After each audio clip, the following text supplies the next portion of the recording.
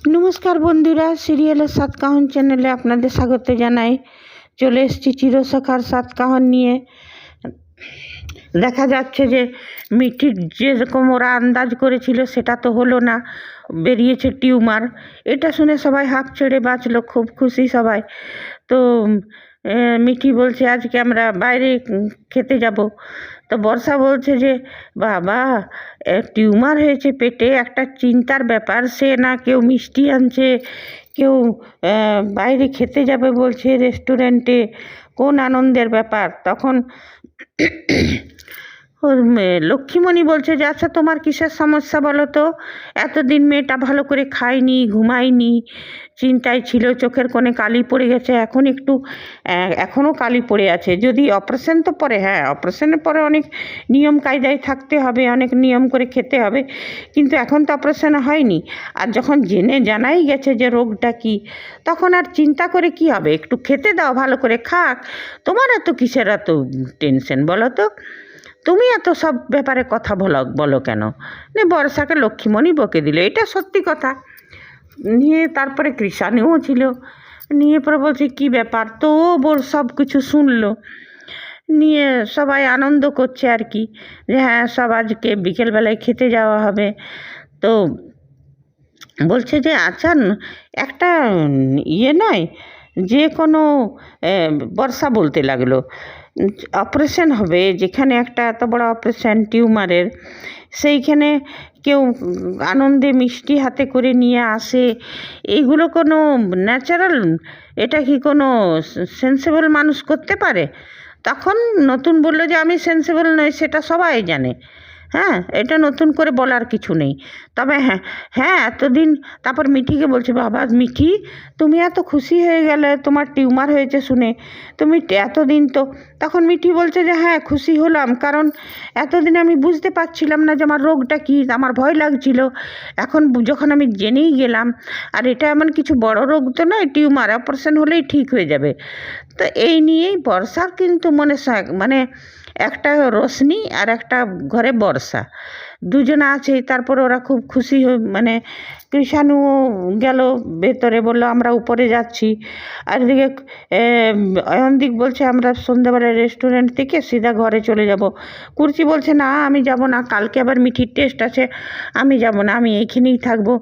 অয়নদিক বলছে সে বললে কি করে চলবে, আমি এত সুন্দর ঘর বানিয়েছি, আর তুমি এখানে, আমি এখানে পড়ে থাকবো কেন? বলছে তুমি চলে যাবে, আমি যাব না, আমি এইখানেই থাকবো। নিয়ে সে একটা হাসাহাসি হলো। তারপরে বলছে যে রেস্টুরেন্টে বলছে যে ইয়ে বাবিল বলছে চলো তাহলে তৈরি হই। তখন বলছে অয়নদিক, কী রে বাবিল, তুই কি রেস্টুরেন্টের দরজা খুলবি নাকি এখন থেকে? এই তো সবে সন্ধে। নিয়ে ওইটা নিয়ে হাসাহাসি, বুবলাইও বলতে লাগলো বাবিল তুই খুব হ্যাংলা। নিয়ে যাই হোক, এটা নিয়েও হাসাহাসি হলো। কিন্তু বর্ষা কিন্তু এত খুশির মাঝখানে চুপ করে আছে, মুখ গোমড়া করে। ওর তো ওইগুলো ঘর, একটা রশনি আর একটা মানে দুটোই কাল সাপ, ঘর শত্রু বিভীষণ।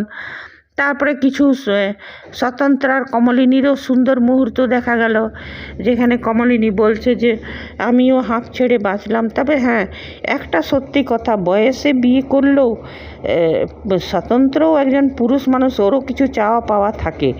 আর কমলিনী 3 বাচ্চার মা, ওরও ভিতর থেকে কেমন একটা সংকোচ এই সব আছে। দুজনের মধ্যে একটু অভিমানের সৃষ্টি ওদের কথাবার্তাতে হলো। তারপরে কমলিনী হয়তো এলো স্বতন্ত্রের কাছে, কিন্তু স্বতন্ত্র সেটা মন থেকে মনে নিতে পারলো না। ভাবলো যে বললো যে আমি বললাম তবেই তুমি আমার কাছে এলে, কিন্তু কমলিনীর দিকটাও দেখতে হবে। আর স্বতন্ত্র তো সত্যি, ও তো চিরকুমার, ওর তো অনেক চাওয়া পাওয়া আশা আকাঙ্ক্ষা থাকে, ওরও চাওয়াটাকে অস্বীকার করা যায় না। আর মনে হয় সেই জন্যেই এক জায়গায় কোথায় দেখলাম যে স্বতন্ত্রের জীবনে এক সুন্দরী মহিলা আসছে, হয়তো কমলিনী আর স্বতন্ত্র সংসারটাকে ভাঙবে, তাই সম্পর্কটাকে নষ্ট করবে, সে তো আমরা আগে দেখতে পাবো। মানে সত্যি কথা বলতে চিরসখা তো হচ্ছে, কিন্তু এখানে কমলিনীর হেনস্থা, যদি সিরিয়ালটার নাম হতো কমলিনীর হেনস্থা, কমলিনীর অত্যাচারিতা কমলিনী, এই নামগুলোই দেওয়া ভালো ছিল। কেন কি স্বতন্ত্র বলছে যে কমলিনীকে যে তুমি অনেক সহ্য করেছো, যা কাজকে তোমার একটু হলেও নিশ্চিন্তে হলে মিঠির মানে এইটা শুনে বলছে আর যতই হোক মায়ের মন, ওরও মানে অপারেশনটা কোনো ক্রিটিক্যাল নয়। তো বললো না না সে কিছু না। নিয়ে তারপর বলছে দেখো আমার তো যে হয়েছে মেয়েটার আমার মনের উপর কি ঝড় বয়ে গেছে। বলছে হ্যাঁ মেয়েটার মনের উপর ঝড় বয়ে গেছে, কিন্তু সব থেকে ঝড় বয়েছে তোমার মনের উপর। তুমি একটার পর একটা তোমার উপরে ঝড় বয়ে যাচ্ছে। স্বতন্ত্র যেটা বললো সেটা ঠিক। তারপরে এই নিয়ে হাসাহাসি হলো। নিয়ে তারপর যখন কথা হচ্ছিল ওদের, তখন বলছে দিদুন বলছে তাহলে তো সবাই মিলে যাব খেতে, তো দিদুনদেরকে খবর দিতে হবে তো, মিটিল বলল। তখন বলছে হ্যাঁ হ্যাঁ, কমলিনীকে বলছে যাও যাও তুমি ফোন করো তোমার বাপের বাড়িতে। কমলিনী বলছে আচ্ছা ফোন করব। তখন লক্ষ্মীমণি বলছে ও বাবা, বাপের বাড়ি বলে কথা, বলছে ফোন করব। নতুন তুই যেন অনুমতি না দিলেও ফোনই করতো না। মানে এইটা নিয়ে মজা হলো। বলছে যা বলেছো বাসি। হ্যাঁ, নিয়ে এইটা নিয়ে হাসাহাসি হলো। আজকে সত্যি আজকের এপিসোড এই এপিসোডগুলো দেখতে ভালো লাগছে। তারপরে কৃষাণু আর মিঠিরও কিছু আলাপ আলোচন হলো, ভালো হলো, মানে কিছু ভালো মুহূর্ত দেখালো। তবে হ্যাঁ, এটা হচ্ছে এলজি সিরিয়ালের ঝড় বয়ে আসার আগের নিস্তব্ধতা, মানে একটা মানে চিরসখাকে ভণ্ড করার আগের একটা আনন্দের ঝড় বইয়ে দেয়, তারপরেই চিরসখা লণ্ডভণ্ড। কারণ কি এইবারে স্বতন্ত্র বলছে যে মিঠির যখন অপারেশনটা হয়ে যাবে তখন আমরা পাহাড়ে যাব ঘুরতে। তো পাহাড়ে ঘুরতে গেলে নিশ্চয়ই সেইখানে ওই মহিলাটি হবে। অবশ্য কমলিনী বলছে এখন মিঠির অপারেশন কি করে যাবো। বলছে আমরা তো ট্রেনে যাচ্ছি না, হেঁটে যাচ্ছি, এই ফ্লাইটে যাচ্ছি, তো ওইখানে কিছু ভয় না। তাছাড়া ওইখানে গিয়ে একটু বেশি হাঁটাহাঁটি না করলেও হবে। তো বলল হ্যাঁ। বলছে দেখো মিঠির এই অপারেশনটার পরে একবার বাইরে যাওয়া দরকার। কারণ কি ওই যে বাইরে যাওয়াতে যে হয়েছে ওর জীবনে যে ঘটনাটা তৈরি হয়েছিল, যেটা ট্রমা, সেইটা ওর কেটে যাবে। কেন কি বিয়ের পরে কৃষাণুর সঙ্গেও এখানে ওখানে বেড়াতে যাবে, তখন যদি সেই ট্রমাটা কাজ করে তো সেটা ঠিক হবে না। না, সেই জন্যে ওর ট্রমাটা কাটিয়ে দেওয়া দরকার। বলে হ্যাঁ সে তুমি ঠিকই বলেছো।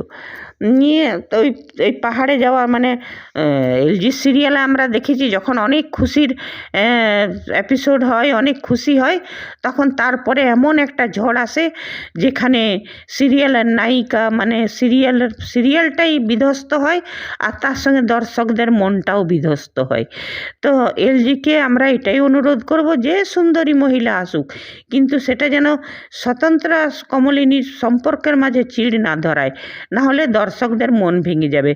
দর্শকরা অনেক মন ভেঙেছে, এই সিরিয়ালটা অনেক অরুচিকর হয়ে গেছিল, কিন্তু এখন যখন এটা ভালো হচ্ছে, দর্শকরা পছন্দ করে দেখছে, তখন যেন এটা না করে। তারপরে দেখা গেল পরের দিনে সবাই যাচ্ছে মিঠির সঙ্গে দল বেঁধে হসপিটালে। নিয়ে তখন কুর্চি এলো, বলছে বৌদি ভাই তোমরা তৈরি? তখন বলছে যে কিসের জন্য যাচ্ছ তোমরা? তখন বলছে কেন, তোমাকে তো বলেছিলাম মিঠিকে নিয়ে হসপিটালে যেতে হবে, টেস্ট। তখন বলছে যে বা পিসিমণি শ্বশুর বাড়িতে থেকে জানতে পারলো, আমি বাড়ি থেকেও জানতে পারলাম না। তো কমলিনী বলল কেন, আমি তো তোমাকে বলেছিলাম। বলছে তা কি জানি মামনি, আমার মনে নেই, বলেছিলে তো। অবশ্য বর্ষা সব জানেই, যেতেও বলেছিল। বর্ষা আসলে চিরুনি তল্লাশি চালাবে, সেই জন্যেই। তখন বুবলাই বলছে বর্ষা আমি তো যাচ্ছি, তোমার যাওয়ার দরকার নেই, ঠাম্মিরা আছে, ঠাম্মিদেরকে দেখো। তখন লক্ষ্মীমণি বলছে আমাদেরকে দেখবার কিছু নেই, আমরা নিজেরাই দেখতে পাবো, যা হোক কিছু ফুটিয়ে নেব। তখন কমলিনী বলছে মা কিছু ফুটাবার দরকার নেই, আমি সব সকালে করে দিয়ে গেছি রান্না, তোমরা খালি খেতে দিলেই হবে। তখন বলছে যে বর্ষা বলছে রুদ্রকে তুমি তো ব্রেকফাস্টও করলে না, চলে যাচ্ছ। তো রুদ্র বলল যে বাইরে গিয়ে টোস্টমোট খেয়ে নেবো, আমি টেনশানে। বলছে কিসের টেনশন? সতান্ন বলছে টেনশন করবার কিছু নেই, একটা অপারেশন তো, তারপর বলছে কৃষাণু এলো না, বলছে না কৃষাণুর হসপিটালে অনেক চাপ, সেই জন্য কৃষাণু আসবে না, আজ তো আসবেই না, কালকেও হয়তো আসতে পারবে না। তখন বর্ষা বলছে বুঝেছি কেন আসবে না, কারণ এই সময় তো কৃষাণুকে রাখা চলবে না।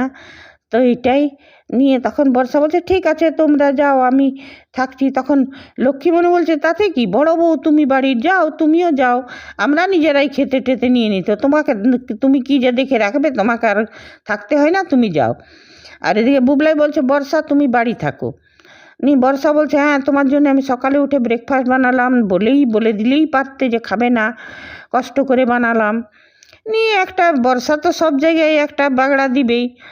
আর এদিকে বর্ষাও চাইছে যে বাড়িতেই থাকে। বলছে বাবা মিটিল তুমি জানতে? তো বলছে কেন জানতাম, মিটিলও যাচ্ছে, মিটিল আর বাবিল। তো বলছে তুমিও যাচ্ছ? তো বলছে হ্যাঁ মিটিল তো যাবেই, কেন কি ও তো ওই প্রফেশনেই আছে, ওকে তো যেতেই হবে, ও তো জানেই, ও তো আগে থেকেই বলে রেখেছিল যাবে, ওইখান থেকে ও নিজের চেম্বারে চলে যাবে, সব নিজে যার। আর বুবলাইও চলে যাবে নিজের কাজে, বাবিলও নিয়ে বলছে যে হ্যাঁ, বলছে তখন বুবলাই বলছে বর্ষা মিটিল কাজ করে, তুমি তো হাউস ওয়াইফ, তুমি ঘরে থাকো। বলছে হ্যাঁ ঠিকই বলেছো, মিটিল কাজ করে, আমি হাউস ওয়াইফ। মানে এত সব বাহানা করে বর্ষা ঘরে থাকতেই চাইছিল। বর্ষা যেটা বলছে যে হ্যাঁ এরা চলে যাবে, তারপরে আমি দেখবো যে দুটো রিপোর্ট এসছে, প্রথমকার রিপোর্টটা কি, তারপরে যে ধামাকা করব না। যদি স্বতন্ত্র, যদি আর কমলিনী একটু মনে থাকতো, বুদ্ধি থাকতো, তাইলে ওই প্রথম রিপোর্টটাকে জ্বালিয়ে দিত কিংবা ফেলে দিত, এই বর্ষা কান লাগিনীর কব্বলে পড়তে দিত না। কিন্তু এদের ঘরে তো সবটাতেই বাড়াবাড়ি। হ্যাঁ, কমলিনীর তো সবটাতেই কেমন যেন, হ্যাঁ মানে ঘরে একটা অশান্তি ডেকে আনা স্বভাব নিজের ভুলের জন্যে। আর বর্ষা তো, এরা চলে গেলে বর্ষা চিরুনি তল্লাশি শুরু করে দেবে, আর তারপরে ওই রিপোর্টটা পাবে, হয়তো কৃষাণীকে দেখাবে, কিছুই করতে পারে। এ তো হলো সিরিয়ালের কথা। এইবারে আমরা বলবো যে আমরা যেটা শুনলাম যে স্বতন্ত্র জীবনে এক সুন্দরী মহিলা আসছে, তারপরে ওদের সম্পর্কটা চিড় ধরবে, কিন্তু দর্শকরা এটা চায় না।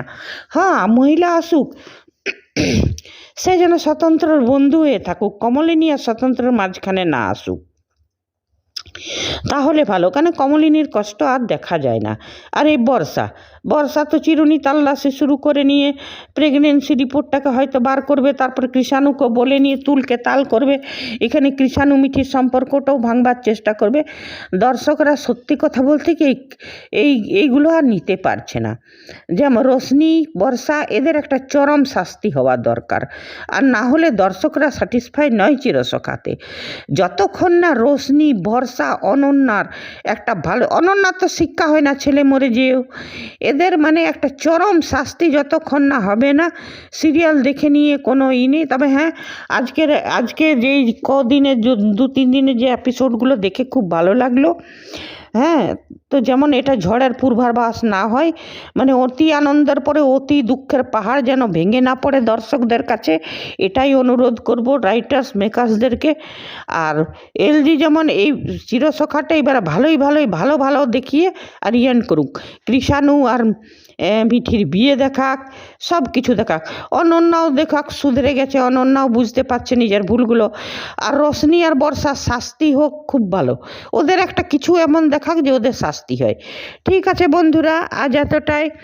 আবার যখন কিছু ভালো হবে তখন আবার চলে আসবো চিরসখার 7 কাহন নিয়ে। আপনারা যদি আমার সাথে সহমত থাকেন তো কমেন্ট করবেন, না থাকেন তাও করবেন, লাইক করবেন, সাবস্ক্রাইব করবেন। ধন্যবাদ, বাই।